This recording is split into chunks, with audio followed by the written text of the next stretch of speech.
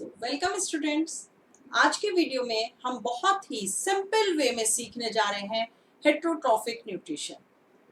जो life processes हमने start करा था उसका हमने जो ऑटोट्रॉफिक न्यूट्रिशन था वो पहले वीडियो में पढ़ लिया है। अगर आपने अभी नहीं देखा है तो आप उसको देखिए वीडियो को और फिर यहाँ से कंटिन्यू करिएगा।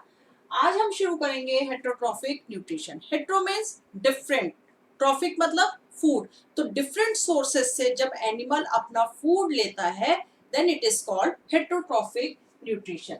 हम इसको हेटरोट्रॉफिक न्यूट्रिशन को थ्री मेन कैटेगरीज में डिवाइड कर सकते हैं। First is holozoic, second is saprotrophic and third is parasitic nutrition. तो होलोजोइक, होलोजोइक क्या होता है कि जिसमें ऐसा न्यूट्रिशन जिसमें जो फूड है वो बॉडी के अंदर लिया जाता है, जो कॉम्प्लेक्स फूड है वो बॉडी के अंदर लिया जाएगा और वहां पर वो ब्रेक डाउन होता है और वहीं पर उसको जो ब्रेक डाउन होता है छोटे छोटे मॉलिक्यूल्स में, छोटे छोटे पार्टिकल्स में, फिर वो डिसॉल्व हो जाते हैं और उसको हम एब्जॉर्ब करते हैं।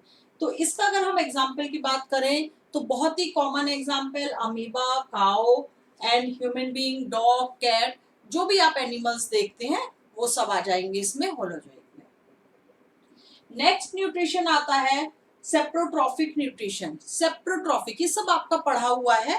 सेप्रोट्रॉफिक न्यूट्रिशन क्या होता है कि जो डेड ऑर्गेनिक मैटर से अपना फूड एब्जॉर्ब करते हैं, उनको गलाते सड़ाते हैं और ये बॉडी के बाहर होता है। बॉडी के बाहर ही उसको गलाएंगे, सड़ाएंगे, उसको डिसॉल्व करेंगे, छोटे छोटे पार्टिकल्स में ब्रेक डाउन करेंगे, देन एब्जॉर्ब करेंगे अपनी बॉडी में। तो इसमें कौन से आते हैं? Fungi and bacteria. Third type का न्यूट्रिशन हम पढ़ेंगे पैरासिटिक न्यूट्रिशन।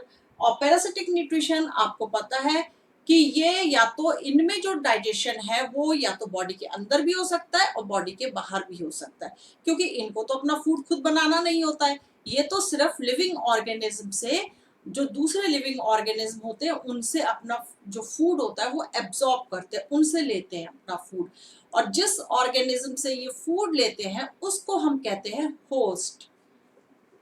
तो इसका एग्जाम्पल कौन सा हो गया? प्लाज्मोडियम हो गया एंड कस्कुटा।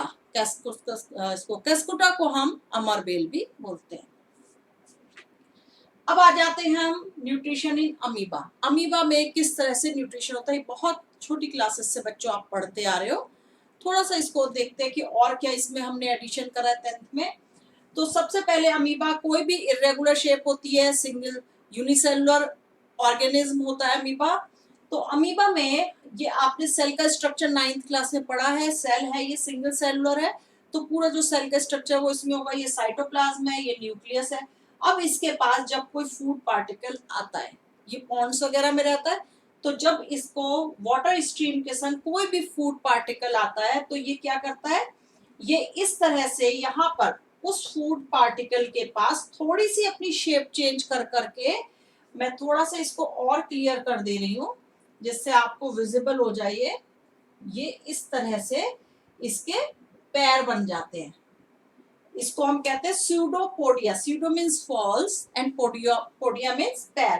तो इसके फॉल्स फुट बन जाते हैं और ये जैसे ही ये फूड पार्टिकल इसके पास आता है ये इसके ऐसे करके अपनी बॉडी को इलांगेट करते हैं और इसको एनगल्फ कर लेते हैं, मतलब अंदर अपनी बॉडी के अंदर ले लेते हैं। देखिए ये आ गया बॉडी के अंदर, और जब ये बॉडी के अंदर आता है तो ये एक टेम्परेरी वैक्यूल उसके चारों तरफ डेवलप कर लेते हैं। उसी वैक्यूल के अंदर जो ये फूड है उसका डाइजेशन होगा, उसका एब्जॉर्प्शन होगा, उसका एसिमिलेशन होगा। जो भी प्रोसेस होते हैं डाइजेशन के वो सारे इसके अंदर होंगे। और जब यहाँ से सारे न्यूट्रिएंट्स एब्जॉर्ब कर लिए जाते हैं तो क्या होता है, फिर से यहाँ पर पैर बाहर निकलते हैं, थोड़ा सा डिशेप होती है इसकी बॉडी और ये जो जो भी अनडाइजेस्टेड फूड होगा वो इसकी बॉडी से बाहर निकाल दिया जाता है। तो this is the simple process of digestion in amoeba. हम देख लेते हैं अब कि कौन से डाइजेशन के डिफरेंट स्टेप्स होते हैं, वही स्टेप्स हमारे अंदर भी फॉलो होंगे। तो सबसे पहले हो गया इंजेशन। इंजेशन मतलब फूड का इनटेक, ठीक है, यहाँ पर इंजेशन हो रहा है, फूड का इनटेक हो रहा है। इसके बाद हो गया डाइजेशन। यहाँ पर फूड वैक्यूल डेवलप हो गई है और वहाँ डिफरेंट एंजाइम्स जो है सिक्रीट होना शुरू हो गए। देखो ये तो सिंगल सेल होती है, एक ही सेल के अंदर इसके सारे लाइफ प्रोसेसेस होंगे। तो यहीं पर इसमें फूड वैक्यूल डेवलप होती है, एंजाइम्स इसकी बॉडी सिक्रीट करती है और यहाँ पर डाइजेशन स्टार्ट हो जाता है। जब डाइजेशन होने लगेगा तो उसके बाद क्या होगा, उन न्यूट्रिएंट्स को जो है वो एब्जॉर्ब करा जाएगा, जो हमारा कौन करता है, हमारी बॉडी में इंटेस्टाइन, स्मॉल इंटेस्टाइन करती है। तो यहाँ पर एब्जॉर्प्शन यही सिंगल सेल में ही होगा, इसी वैक्यूल के अंदर ही इनका एब्जॉर्प्शन भी होने लगेगा। यहाँ पर ये जो जो भी इसके न्यूट्रिएंट्स आए हैं वो इस तरह से एब्जॉर्ब होना शुरू हो जाएंगे बॉडी में, राइट। और उसके बाद एसिमिलेशन, एसिमिलेशन मतलब जो ये न्यूट्रिएंट्स एब्जॉर्ब हुए हैं वो उसके बॉडी के फंक्शंस के लिए यूज करा जाने लगेगा, मतलब एनर्जी जो है वो ये यूज करना शुरू करेंगे। और उसके बाद क्या होगा, जो अनडाइजेस्टेड फूड होगा वो वापस बाहर निकाल दिया जाएगा। ये यहाँ पे स्पेस नहीं था तो मैंने यहाँ लिख दिया इसको इजेशन, ठीक है। तो अनडाइजेस्टेड फूड को बॉडी से बाहर निकालने का जो प्रोसेस होता है दिस इज कॉल्ड इजेशन। तो ये सिंपल एक डाइजेशन के पूरा जो डाइजेशन का प्रोसेस होता है, डाइजेस्टिव सिस्टम जिसको हम कहते हैं, उसका जो प्रोसेस होता है पूरे ये स्टेप्स फॉलो होते हैं। इसके बाद हम ह्यूमन बींग्स में पढ़ेंगे डाइजेशन, डाइजेस्टिव सिस्टम, तो उसमें भी हम सेम स्टेप्स फॉलो करेंगे। तो आई होप कि यहाँ तक आपको क्लियर हो गया होगा। और बेसिक था ये आपने पहले ही पढ़ा हुआ था कि न्यूट्रिशन आपने क्लास 7th में भी पढ़ा हुआ है, क्लास 8th में आई थिंक नहीं पढ़ा होगा, क्लास 7th में आपने लाइफ प्रोसेस पढ़े हुए हैं। तो डाइजेशन आपने जो है क्लास 7th में पढ़ा है। तो थोड़ा सा आपको ये जो चीजें पढ़ रहे हो ये बेसिक चीजें हैं, ये आप क्लास 7th में पढ़ करके आए हो, लेकिन ठीक है नहीं याद रहता है तो एक बार हमने उस चीज को फिर से डिटेल में एक्सप्लेन कर दिया है। तो जल्दी से आप इसका स्क्रीनशॉट लीजिए या नोट डाउन करिए, उसके बाद हम आगे का कंटिन्यू करेंगे।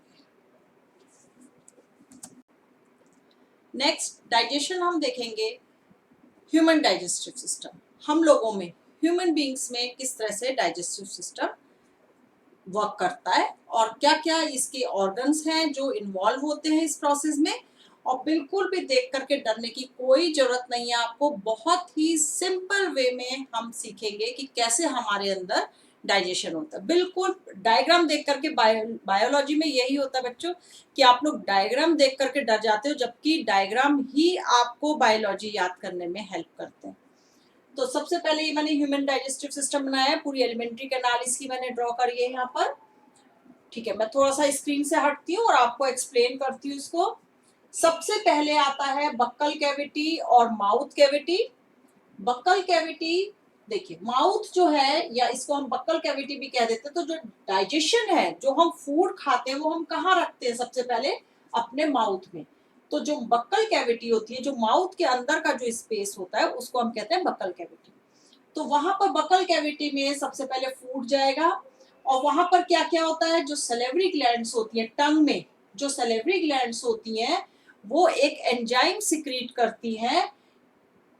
जो सलेवरी ग्लैंड है वो सलाइवा सिक्रीट करेंगी और उस सलाइवा में क्या होगा, सलाइवरी अमाइलेज, ये एंजाइम होता है, ये आपको याद करना है।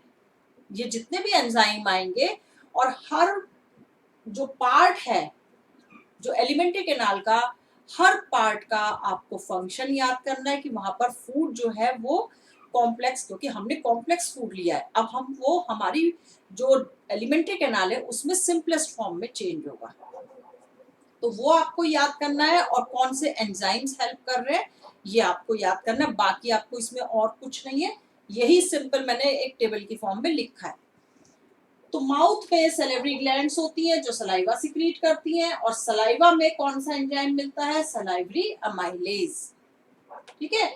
और इसका काम क्या होगा, स्टार्च को शुगर में कन्वर्ट करना। आप जब गरम रोटी खाते हो, गरम चपाती आप खाते हो, तो आप खा के देखना, जब आप बिल्कुल गरम गरम चपाती खाओगे तो हल्की सी स्वीटनेस, नेचुरल स्वीटनेस आपको फील होती है उसमें। वो क्यों होती है, क्योंकि जो टेम्परेचर होता है उसकी वजह से इस सलाइवरी अमाइलेज का जो प्रोडक्शन है वो इंक्रीज हो जाता है, और ज्यादा इंक्रीज होकर के जो भी आप खाना खा रहे हो, जो आप चपाती खा रहे हो तो स्टार्च है उसमें, तो उस स्टार्च को वो शुगर में ज्यादा कन्वर्ट करता है, तो इसलिए वो आपको रोटी मीठी मीठी लगती है, ठीक है। तो अब ये हो गया। और हमारे को माउथ कैविटी में क्या मिलता है, टीथ मिलते हैं। टीथ का काम क्या होता है कि जो फूड पार्टिकल्स होते हैं उनको च्यू करना और उनको ग्राइंड करना, ठीक। इसके बाद टंग, टंग का क्या काम होता है, जो फूड है उसको रोल करती है, इधर से उधर रोल करती है और हमको फूड का टेस्ट जो है वो, बहुत सारी टेस्ट बर्ड्स होती है टंग में, उस उन टेस्ट बर्ड्स की हेल्प से हमको फूड का टेस्ट पता चलता है कि वेदर इट इज स्वीट, सार, साल्टी, तो या बिटर, ये सारे हमको टेस्ट टंग से पता चलते हैं। चलिए, अब ये आ गया बकल कैविटी हो गया। बकल कैविटी में क्या हुआ था, सलाइवा जो है वो सिक्रीट हो रहा था, और सलाइवा किसने सिक्रीट करा था, ये है सेलेवरी ग्लैंड।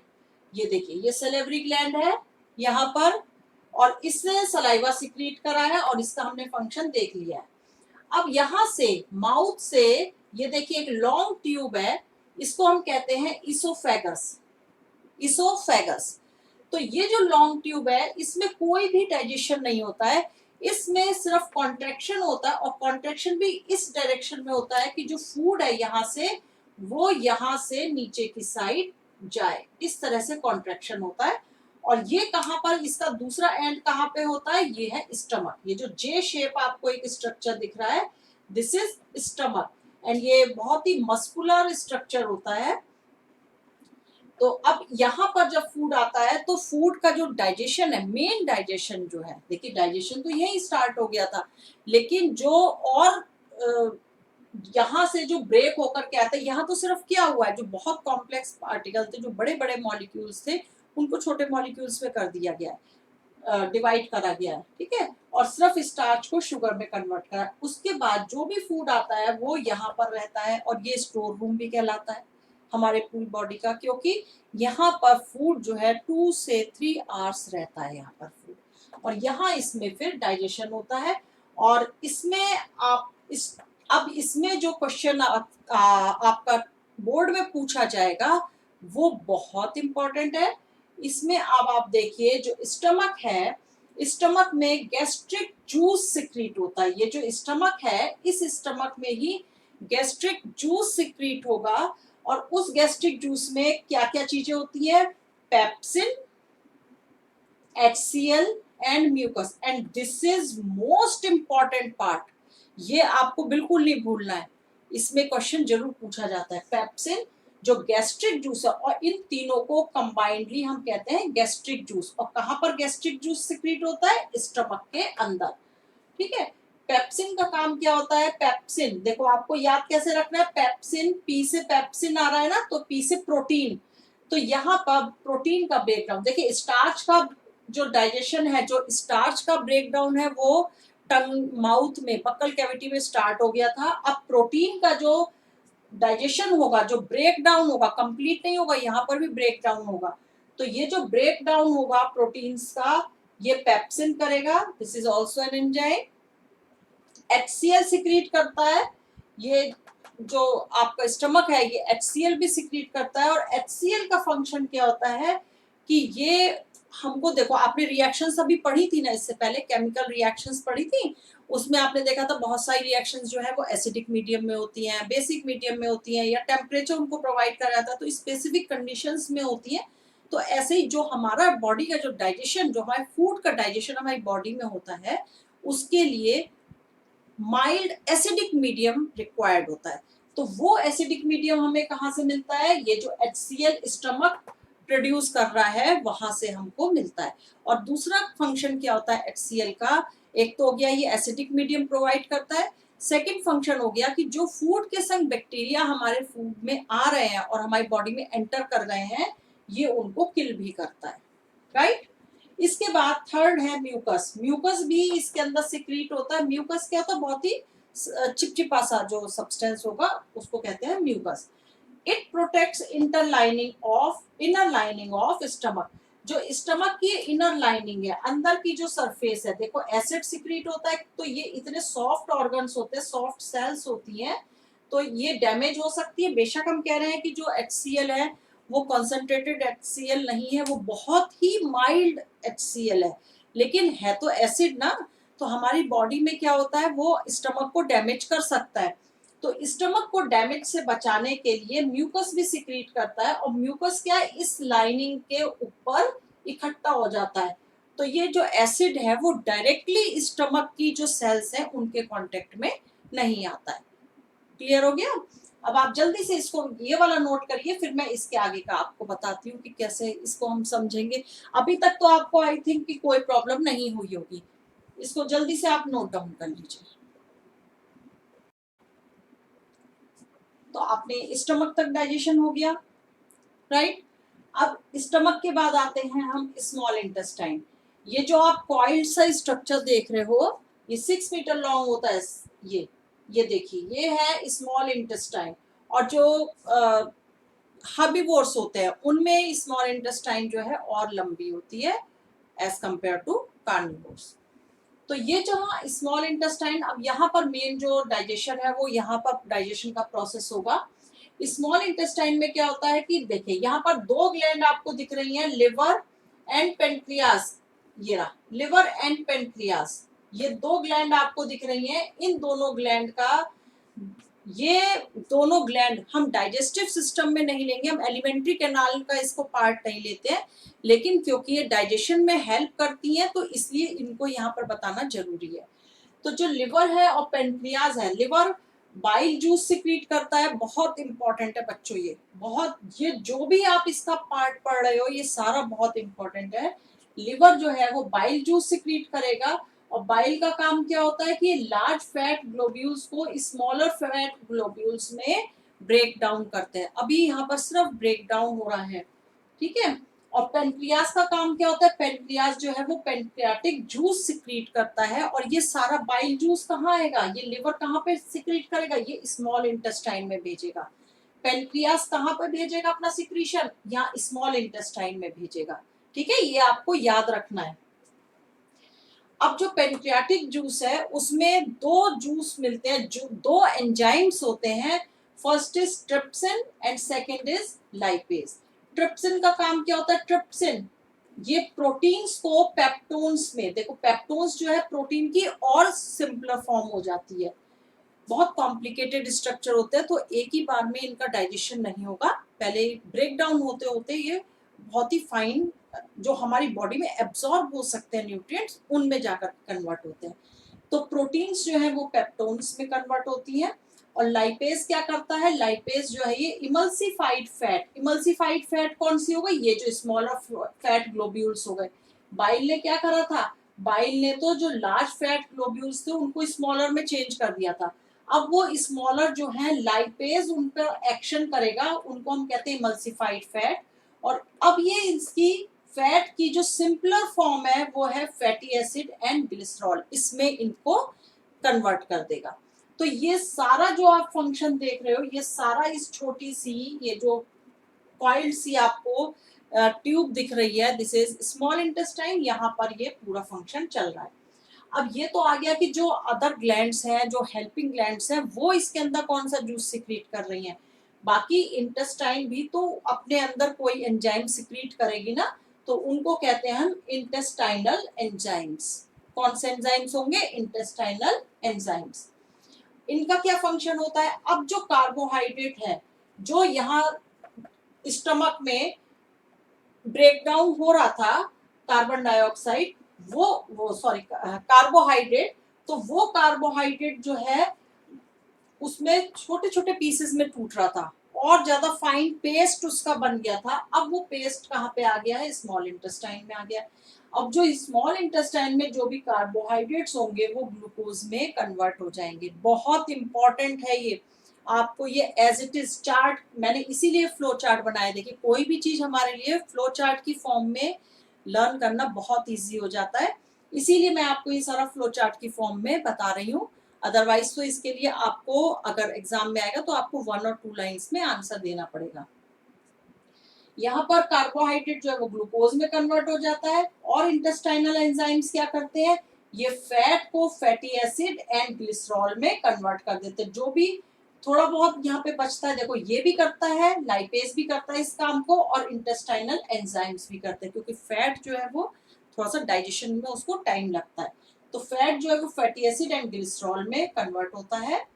इसके अलावा जो इंटेस्टाइनल एंजाइम्स है वो प्रोटीन्स को, अब ये बिल्कुल फाइनल फॉर्म हो गई, प्रोटीन्स जो है वो अमीनो एसिड्स में ब्रेक डाउन हो जाते हैं, कंप्लीट ब्रेक डाउन हो जाता है यहाँ पे। तो यहाँ पर जो है डाइजेशन कंप्लीट हो जाता है। डाइजेशन, ये क्वेश्चन बहुत बार पूछा जाता है, इन alimentary canal in which organ digestion is completed. तो वो आप वहां पर आंसर आप लिखेंगे स्मॉल इंटेस्टाइन। क्लियर हो गया यहाँ तक? आपको थोड़ा सा कॉम्प्लिकेटेड अभी लग रहा होगा, अदरवाइज इसमें ऐसा कुछ नहीं। देखो, जो स्मॉल इंटेस्टाइन है, स्मॉल इंटेस्टाइन में जो दो हेल्पिंग ग्लैंड है, मेन डाइजेशन आपका स्मॉल इंटेस्टाइन में होगा।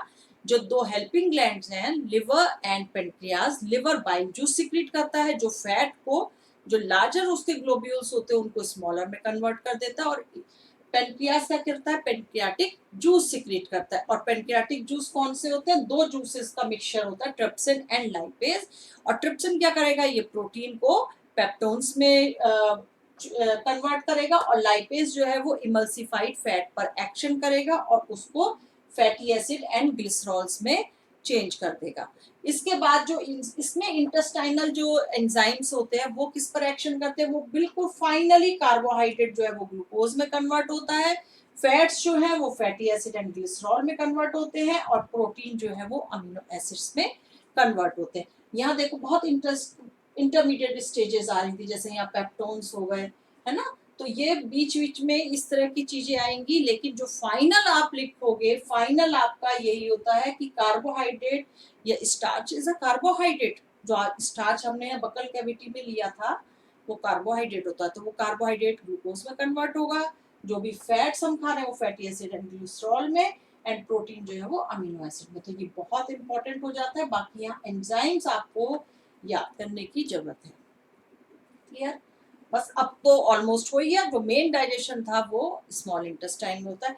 अब स्मॉल इंटेस्टाइन में डाइजेशन हो गया, अब नेक्स्ट स्टेप आप बताइए क्या होगा हमारा। यहाँ पर हमने क्या क्या चीज कर लिया है? डाइजेशन, इंजेशन, ठीक है, इंजेशन हुआ, डाइजेशन हो गया, यहाँ से इंजेशन हुआ था, डाइजेशन यहाँ पर कंप्लीट हो गया है। इसके बाद क्या होगा? एसिमिलेशन। एसिमिलेशन कौन करेगा? एसिमिलेशन इसके बाद होगा एब्जॉर्प्शन।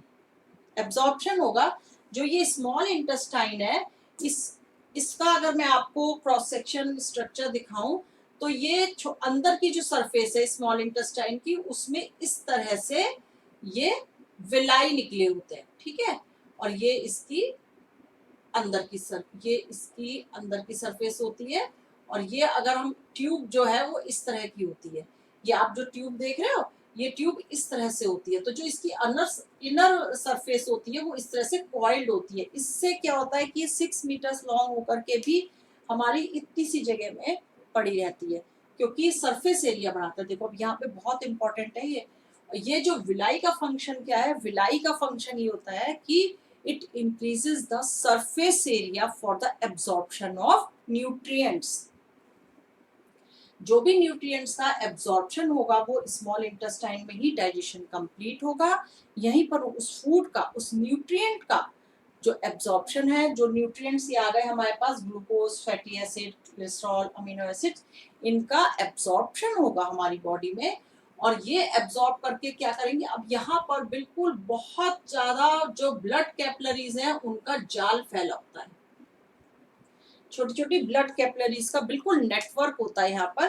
तो ये जो भी एब्जॉर्ब करेंगी विलाई, ठीक है, दिस इज विलाई। ये विलाई जो भी न्यूट्रिएंट्स को एब्जॉर्ब करती हैं वो इन ब्लड कैपिलरीज में भेज देती हैं, और इन ब्लड कैपिलरीज से वो सारे न्यूट्रिएंट्स जाते हैं हमारी बॉडी के डिफरेंट पार्ट्स में, डिफरेंट ऑर्गन्स, डिफरेंट सेल्स तक पहुंचते हैं, और जहां पर ये उनको न्यूट्रिशन देते हैं। आ गया ना न्यूट्रिशन वाला पॉइंट? तो ये यहाँ पर आपका डाइजेशन जो है कंप्लीट हो गया है। अब इसके बाद एब्जॉर्प्शन के बाद था एसिमिलेशन। एसिमिलेशन मतलब जो ये ब्लड सेल्स, जो ब्लड के थ्रू सेल्स तक पहुंचा है, वहां सेल्स ने जो इसको एब्जॉर्ब करा है और उससे उनको एनर्जी जो मिली है, जो अपनी एक्टिविटीज है उनको करने के लिए, दिस इज कॉल्ड एसिमिलेशन, ठीक है। अब इसके बाद एब्जॉर्प्शन में हम ये भी लेंगे, लार्ज इंटेस्टाइन आती है। ये यहाँ पे डाइजेशन कंप्लीट हो गया। अब इसके बाद आएगी लार्ज इंटेस्टाइन। देखिए ये जो आपको ये मोटा सा पार्ट दिख रहा है, मोटी सी एक ट्यूब दिख रही है, this is large intestine. Large intestine का क्या फंक्शन होता है? It absorbs excess water. हमारी बॉडी का जो नेचर ने जो हमारी बॉडी का स्ट्रक्चर बना के दिया है, उसमें हम कोई भी एक छोटी सी भी यूजफुल चीज अपनी बॉडी से नहीं जाने देते हैं। इस तरह का स्ट्रक्चर होता है, इस तरह की फंक्शनिंग होती है। तो सारा हम कह रहे हैं कि एब्जॉर्प्शन भी ये विलाई ने कर लिया है, और लेकिन उसके बाद भी अगर कुछ वाटर की अमाउंट रह जाती है एब्जॉर्ब होने से, तो क्या स्मॉल इंटेस्टाइन से, जो ये स्मॉल इंटेस्टाइन है, और स्मॉल इंटेस्टाइन से यहाँ देखिए पाथ मैंने इसका दिखा रखा है, ये ओपनिंग है यहाँ पर, ये देखिए ये ओपनिंग है। तो यहाँ से जो फूड है वो, जो भी अनडाइजेस्टेड फूड होगा वो यहाँ पर आएगा लार्ज इंटेस्टाइन में।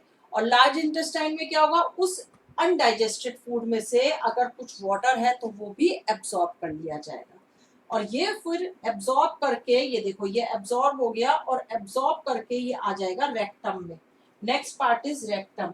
रेक्टम क्या करता है? ये जो अनडाइजेस्टेड फूड आया है उसको टेम्परेरली स्टोर करता है, और यहाँ से इसके बाद ये एक ओपनिंग होती है एनस, जिससे जो है ये जो अनडाइजेस्टेड फूड होता है वो हमारी बॉडी से रिमूव कर दिया जाता है, बाहर कर दिया जाता है, and this process is called egestion. तो इस तरह से आपके डाइजेशन के जो डाइजेस्टिव सिस्टम होते हैं उसके सारे आपके स्टेप्स कंप्लीट हो गए हैं, और आई होप कि बिल्कुल भी आपको टफ नहीं लगा होगा। और मैं आपको यही सजेस्ट करूंगी कि जो फ्लो चार्ट मैंने बनवाया है, इसी फ्लो चार्ट की हेल्प से आपको याद करना है, और ये एंजाइम्स तो आपको जरूर याद करने हैं। ये आपको शायद अब तक मैंने इतनी बार रिपीट करा है, ये याद हो गया होगा कि कार्बोहाइड्रेट्स जो है वो ग्लूकोज में कन्वर्ट होते हैं फाइनली, जो डिवीजन होता है, और जो फैट्स है वो आफ्टर डाइजेशन किस में चेंज हो जाएंगे? फैटी एसिड एंड ग्लिसरॉल्स में, और जो प्रोटीन्स हैं वो अमीनो एसिड में। तो बेसिक यूनिट है ये, amino acid is the basic unit of, इस तरह से भी क्वेश्चन पूछा जाता है, what is the basic unit of protein? Basic unit का मतलब क्या है कि बिल्कुल इनिशियल, बिल्कुल जो पहली यूनिट होती है, लास्ट यूनिट जो है, जो जुड़ करके आपस में प्रोटीन बनाएंगे। तो बहुत सारे अमीनो एसिड मिल करके प्रोटीन्स फॉर्म करते हैं। क्लियर हो गया? तो अगर आपको लगता है कि ये आपने बहुत ही सिंपल वे में सीख लिया है, तो मेरे को बहुत अच्छा लगेगा। आप अपने कमेंट जरूर मेरे को दीजिएगा, और वीडियो को लाइक शेयर एंड सब्सक्राइब जरूर करना। अगर आप नए आए हैं आज इस चैनल पर तो आपको सब्सक्राइब करना है, और वाकई में जो रियली नीडी पर्सन है, जो नीडी आपके फ्रेंड्स हैं या कोई कजन्स हैं, उन तक आपको ये वीडियो जरूर पहुंचाना है, क्योंकि बहुत ही इम्पोर्टेंट ये आज हमने टॉपिक करा है। और ये जितने भी एंजाइम्स हैं ये आपको याद करने, और इसको फ्लो चार्ट की फॉर्म में ही याद करना है।